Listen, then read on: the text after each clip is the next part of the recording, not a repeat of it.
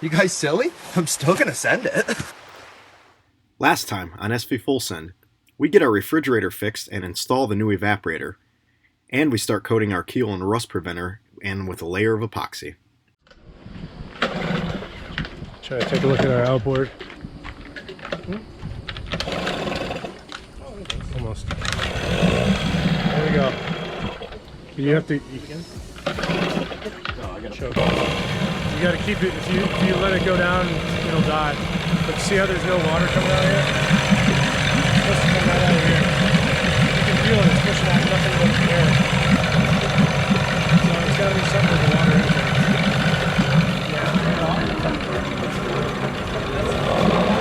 Yeah. It's like it's going forward. It isn't. Yeah. It sputters in forward when you have it. It's not like it goes in low revs, even if you're all the way high revving it. Where's your pillar? Pillar's inside. Yeah, inside. I want to bet it's probably the pillar. Smoking. Yes. It runs. Yeah, but I think because of the water intake, when I would have it in low rev, it would go the same as it would at high rev going full max. Should we rivet it up? Yeah, I think if I just take the Allen wrench off and this little bolt, I can fix this. That's not hard to do. Oh no, we want to take it out. So, yeah, see the black thing right there? That's the water intake on both sides. And I rested it against something. And we can take that apart because I have my torque wrench. We can actually take the pop off it.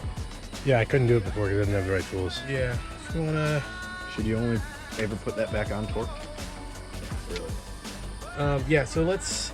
I guess take it out of the water, or take this tub, or move it. I guess we just flip it around. Yeah, we just flip it around and have it on the outside. Yeah, and then we can pop off the bottom assembly.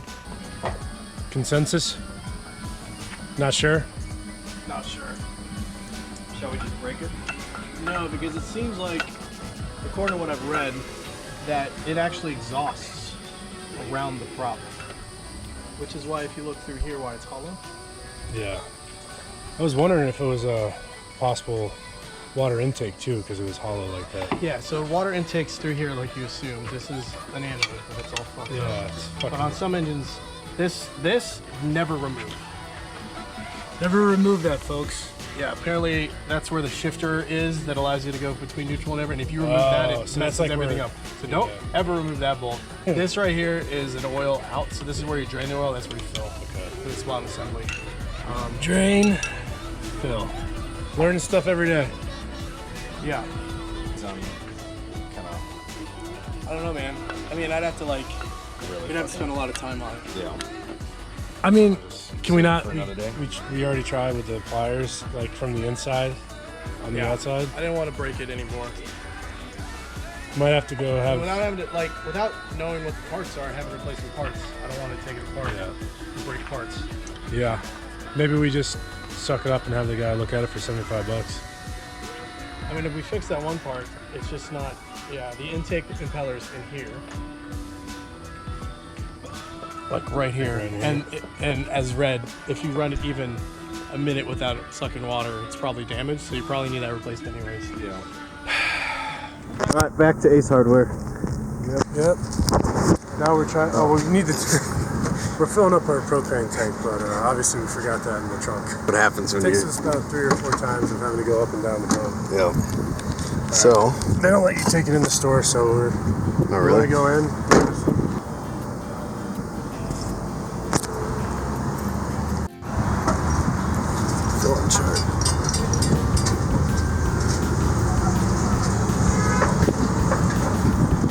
We finally got our propane tank filled.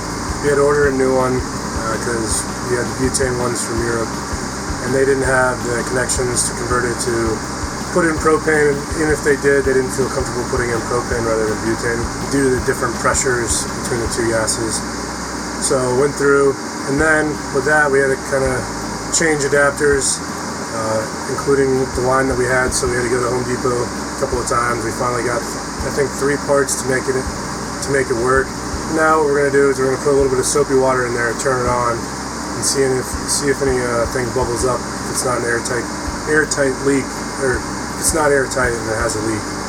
Just make sure that we're not wasting any propane. Alright. Here goes nothing.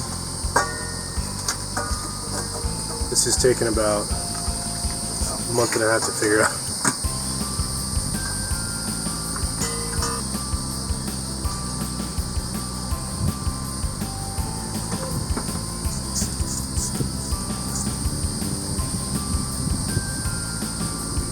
It's just soapy water? No vinegar or anything? No, it's just dishwashing soap and water. I see some air leaks out of here. But that is the, it's not even on the connection we bought. It's not even the connection we bought.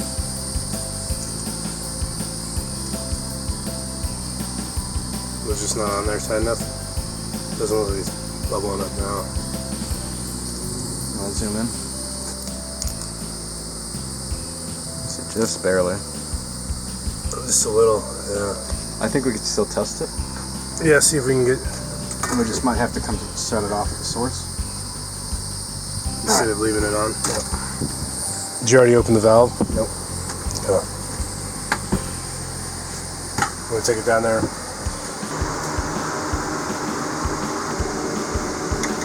See a little. Nope. I think it just needs to be cleaned.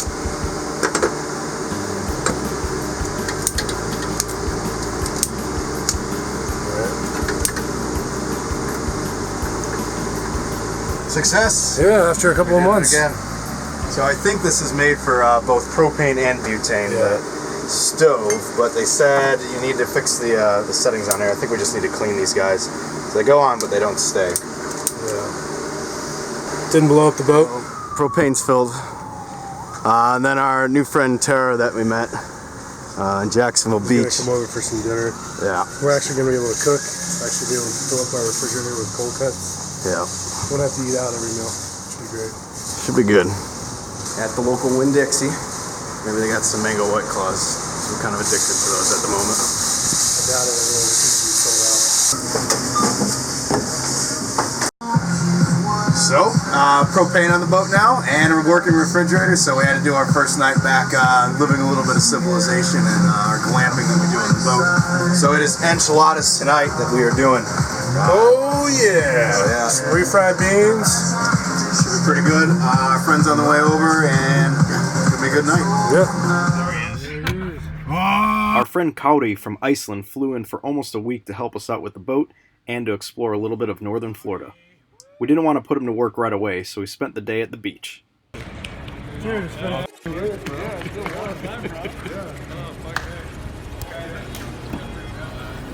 glad to have you down, dude. Always love having guests. And we're gonna videotape like the whole time. Yeah.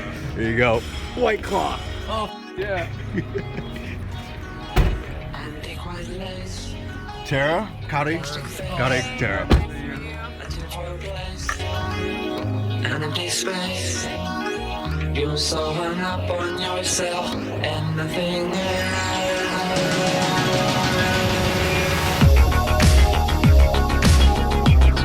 Oh, we got him. Ice under the blankets. Welcome, Cody. Giving the tour here. There we go. Atta boy. Yes.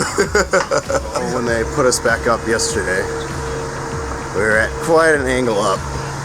So the boys have come to fix us today. Yeah, wouldn't have been that big of a deal, but the bilge wasn't, all the water from the air conditioner that we normally pump out of the bilge wasn't working, so you can see here it's pretty tilted.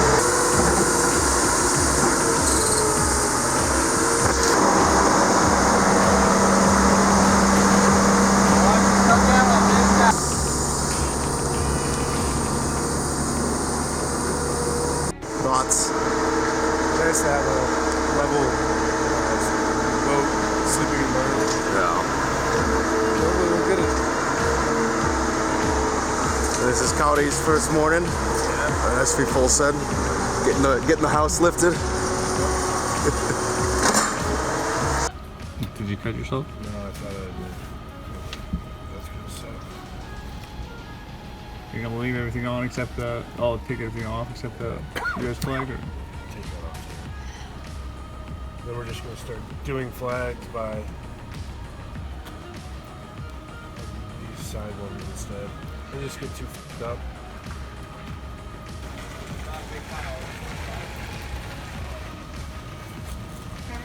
I don't think these flags are made to be out in the sun and wind as much as these have.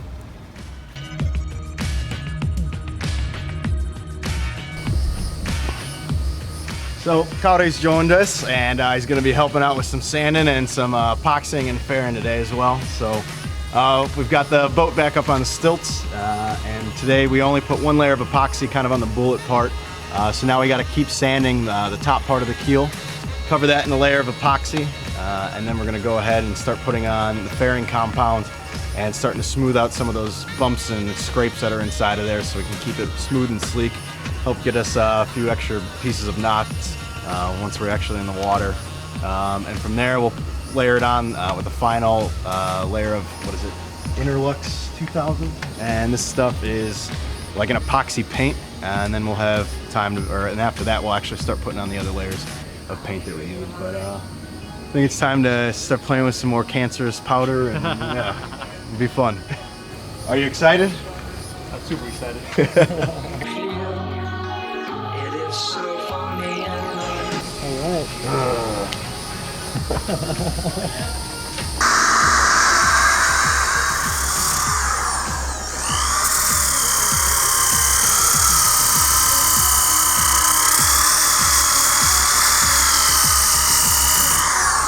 August 7th here in Green Cove Springs Marina.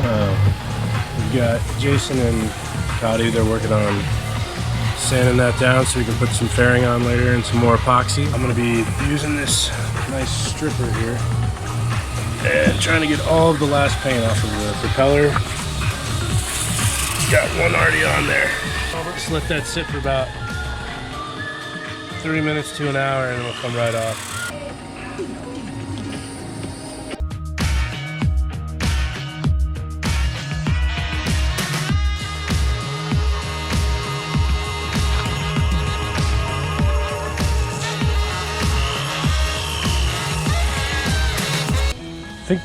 I mean, it looks pretty good. I think, did we rough up the other side a little bit more? The other side? No, I said, did we on the other? I think the other side might have been. Yeah, I'm thinking maybe like. A little darker? Yeah, like kind of just. Yeah.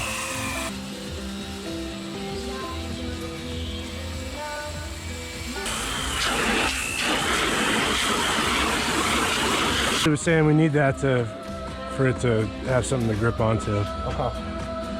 Alright, so now we gotta acetone wipe it. Yeah, I wonder if it's a good idea to do like a hand. He's saying maybe we do. Rip off? Or? Yeah, Velcro. Do it by hand up top. No, end up here? Oh, yeah.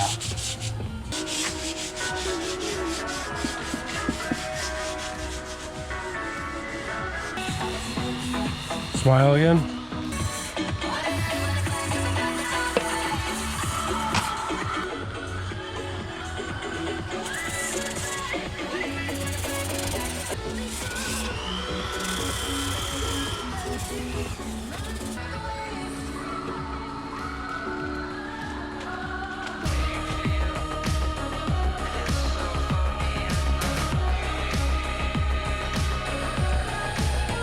That one I left in the acetone to cut the Still.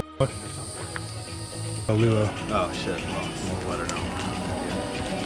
So I picked up some what I thought were blisters that we need to go deeper in on the fiberglass, but apparently not.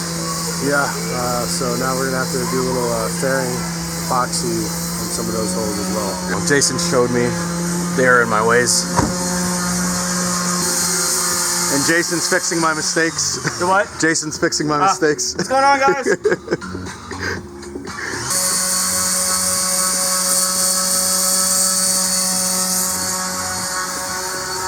Whoops. What are you gonna do? Whoops. Yeah, I mean, there's lots more of it. See, look at it now. Just the salty air. We're here right now trying to figure out what type of bottom paint we need. We know we're gonna need to do a little bit of barrier coat because we had to go down where some areas were starting to blister and it's straight on the fiberglass. And then we're trying to look at which paint we actually want to use. There's a million different types out there. Hards. None of them have a clear indication of which is better. You have different climates, different temperatures that different paints are better suited for. So obviously we're looking for warmer ones because we're chasing that. But we think we've decided on ABC3. That's what they sell here at the marina in Green Cove Springs. it's what the Navy and Coast Guard use. So, but then we're like, hey, government uses it, goes to the lowest bidder. And they can also get on blocks and have them repainted all the time, unlike us. So. But everybody here swears by it. Good reviews. So. Yeah, so I think we're going to go with that. We've got some of that Interprotect 2000E stuff Delos used for their barrier coat, so we'll put that on the patches that we need, and then put that ABC3 ablative over the top of it. And then we're also going to be mixing in some of that dewormer. We're going to use the dewormer, which is supposed to really help stop barnacle growth. So it'll be a little bit of a test. We'll do one side of the boat, that way we can tell later on if it's working or not compared to the other side. Yeah. Right now we're looking, they sell it for $168. We're looking online, we're finding it for around $157, but we got to look at shipping costs and whatnot. But once we get this ordered, we're almost ready to start putting stuff on. Working on the fairing and stuff in the keel and the rudder right now, but probably next week we should be able to start. So progressing. Slowly, but yeah, finally moving. Oh yeah, alrighty. And whatever, and it's all chemically bonded. The last layer is usually gel coat, and that's still like sticky, just like the epoxy. Yeah. And that's also chemically bonded to the fiberglass. Usually. Gotcha. Unless you're doing repairs, then it's no longer chemically bonded, because once it's dry, you can't chemically bond. If it's hard on hard, then it's a physical bond. Not nearly as strong. Well, there's not a lot you can do. We don't need to cover the whole thing. Exactly. You just need to hit the pieces if you want to make it smooth. Even though we're showing fiberglass here, Yeah, since you're putting epoxy over it and then you're painting over, you don't necessarily. I don't think you need to, but it's not gonna get sunlight. It's not gonna get sunlight, ton of sunlight. But since you're putting multiple layers of ablative on there, you should be fine. I mean, if you really want to make it all pretty and make it perfect, you can put some, some white fixer gel coat. But Here I would either put maybe Interlux on the whole rudder since it's down to gel coat. Yeah. Because that's hard epoxy paint, and you can definitely use that here. We need to. When that's sticky, then we start putting it. No. You let that dry and then you put it place in it. Yeah, because that's your epoxy base coat.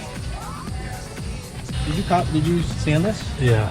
Oh yeah, this is good. And you coated it? Yeah. Oh, okay, yeah. It's pretty smooth actually. Yeah, it's so smooth actually. You need to sand it pretty good again before you put a blade on it. Yeah. Because see how smooth it is? Like, there's not even friction right now. Oh wow, yeah. Yeah. Smooth as a baby's buttocks. Which is good. You could probably sail like that, but you can't because epoxy degrades under UV light. That's why you need something to cover it. Yeah. That's why gel coat's there. Tacos tonight? Yeah, it's taco night. We'll just pretend it's Tuesday. Yeah. Alright, so we're going to let that cure for a little bit so it's just a little bit sticky and put some more fairing compound on there, but should be good. Yep. Now we're going to go get tacos from the supermarket. Have ourselves a little dinner cook on the boat.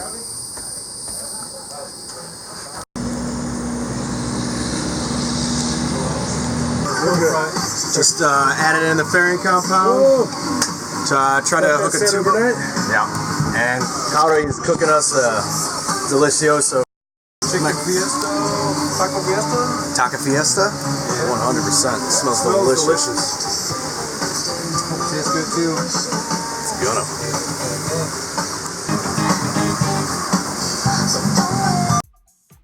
If you like this video and want to see more, subscribe to our YouTube channel and help support us on Patreon. You guys silly? I'm still gonna send it.